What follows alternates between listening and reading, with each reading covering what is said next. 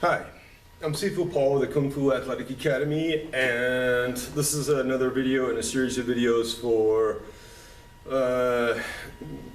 new students that are enrolling in my school and or people that are looking for classes to enroll in, or somebody that maybe has taken a couple of things for a short period of time and they're seeking out something again.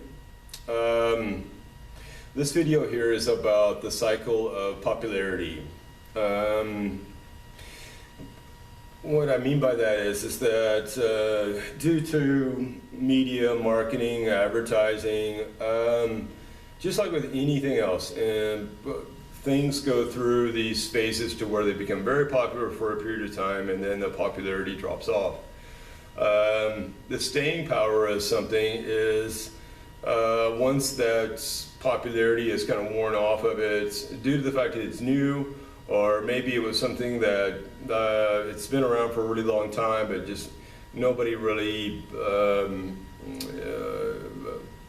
nobody really put any effort to it because it wasn't made available to them so much, and then all of a sudden people start doing it and they see it and they see the usefulness of it. And it doesn't necessarily have to be just martial arts or combat sports or health and wellness type stuff, but things in general in our society. So as it relates to the things that I'm discussing, again, purely this is my opinion, but I personally don't think it's a good idea to sign up in something just purely based on the fact that it's popular at that moment in time. The reason I say that is because if you do end up becoming a long-term student and you chose something purely based on the fact that it's popular, and you really didn't look at the sustenance of it, how it's really going to affect you, but what does it really fit your needs in the long run? Is it something that you can grow with? Does it fit your personality? Again, that's why I do consultations with people on the things that I teach. I'll give you a couple of examples.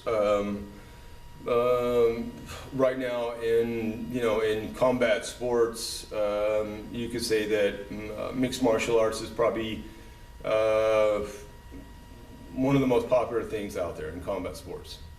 But you have to look at, Pankration was around over 2,000 years ago, and it's really the same thing. It's a mixed martial art, and it included, kicking, punching, throwing, grappling type techniques. You can even look at even just a few hundred years ago with Jim Figg and the first prize fighter.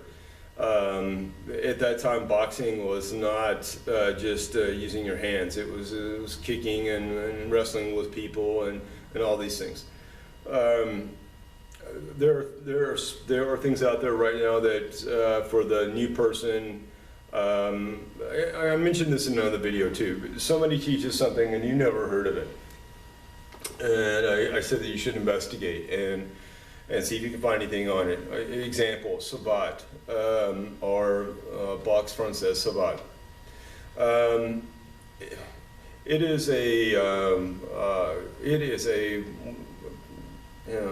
to someone that's more of a martial art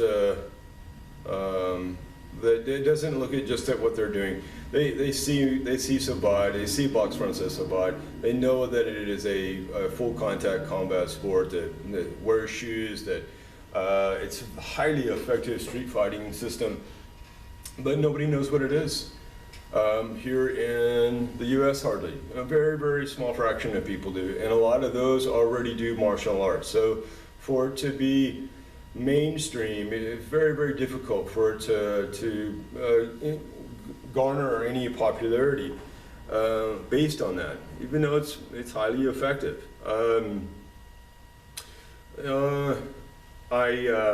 I say that not to disparage mixed martial arts, but there's so many other things out there, and again, it's your time, it's your money. Don't just try to pick something just due to the fact that it's popular at that time. And myself, I teach Wing Chun, and over the last few years, there's been quite a few movies made about Wing Chun. And so that's drawn a lot of people into taking Wing Chun. It's also brought a lot of people into teaching Wing Chun that that would have varying skill levels, or you know, to teach it. I would say the same thing probably for mixed martial arts. It's very, very popular, and you're going to get a wide spectrum of abilities and skill levels in that. And whether it's a gym or a school where they have 4 or 5 different instructors that teach different aspects, you'd want to take the time to talk with all of them before just before just enrolling. Just like to my point about the Wing Chun, it's nothing wrong with asking, you know, who have you learned from, what's involved in it, you know, in your program, in your syllabus, just because what you see in the movies or what you see in a fight ring or something like that doesn't necessarily equate to what you're going to learn at that facility. Other things that kind of come and go are, you know, just like in health and wellness stuff, you have, you know, Pilates was virtually, no one did it, you know, 30 years ago, or, you know, by the late 80s, early 90s, very few people were even doing Pilates anymore. And then now it's you know, it's gone through this renaissance, and there are all these different people that instruct it and teach it, and it's garnered its popularity back. And it's actually called Controlology, and Mr. Pilates was the man that created the exercises and then the apparatus in which to do it. But at the same time, just like with that, there is many styles of, you know, Pilates now, and other people put their name with it and things like that. So again, what is this video about? It's about taking the time to not just enroll based on what is popular. I gave you an example of something here in my own school, Wing Chun. There's a lot of people that have seen some of the Ip Man movies and some of the other movies that are in that same, we'll say, genre that other people have made, and it's increased its popularity. I teach something called Swat Chow, and most people are not going to know what that is. There's people that, of course, if you're into martial arts, you still may not know what it is. If you're into Chinese martial arts, you've been taking it for a period of time, you may know what it is. So does that mean that it's ineffective or it's not useful? Absolutely not. It is a highly effective system of and science of fighting. That being said, I teach it. Well, why would you teach it then if nobody knows what it is, and or, you know, you're not going to get many students in doing it? I really don't care about that. I care the fact that people will come to that system, and they see it for its face value of what it is, and they'll want to train it, and they'll want to invest their time into it, and they'll want to devote their time to it to develop it. I also teach something called Sanda. Sanda is, it can be performed in a ring, on a platform, on a matted surface, depending on the organization, the rules, etc. And it incorporates kicking, punching, and throwing. It is a sport. A lot of people would know Muay Thai before they would know Sanda. But you know, in Southeast Asia, there are events where Muay Thai fighters fight Sanda rules and Sanda fighters fight Muay Thai rules, or they have some kind of mixed rule set. So they're very, very similar in a lot of ways, other than the fact that when you get in a clinch with Sanda, you're going to go for a throw more than you're going to go for knees and elbow strikes. So anyway, I just, to my point, just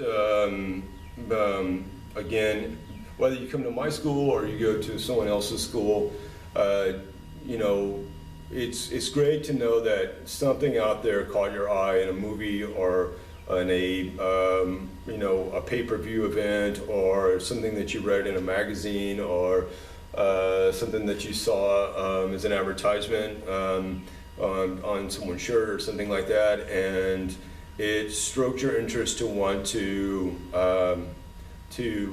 look at things, whether it be yoga or Tai Chi or Qigong or meditation or traditional martial arts, or you know, more modern franchise type martial arts. I mean, it's great that something stroked your interest to do it, but investigate before you really enroll. Look at all your options and see what things are available. There's such a variety, a unique variety of things out there.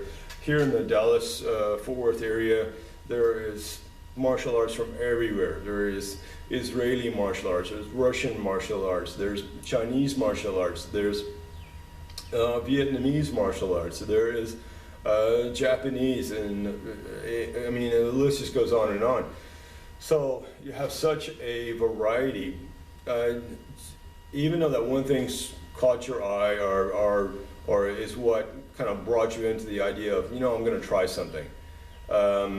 Take it a step further and take the time to look at that thing, but also investigate some other things out there and see really what may fit your needs in the long run.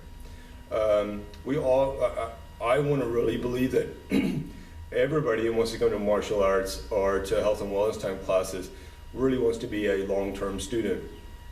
And so saying that, at the same time, you want to investigate as much as possible and ensure that whatever it is that you're choosing or that you're picking, that you want to try for a period of time, or that you want to maybe devote some time to, or may end up becoming long-term, is really the best fit for you.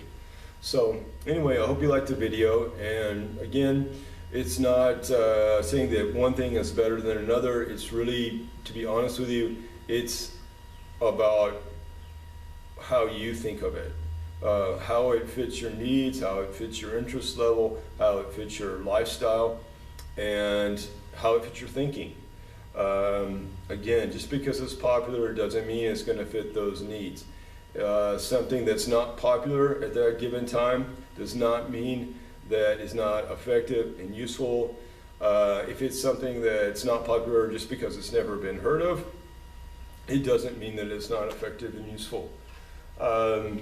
So anyway, that being said, I hope you liked the video, and please subscribe to my channel, and there's other videos to watch and other subjects and stuff like that, but to me it's a big deal to make the decision to invest your time and your money into something. Just be sure it's the right choice. And if it's not, be sure that you can get out of it without being in a contract or in some type of third-party billing. Have a nice day, and thanks for watching my video.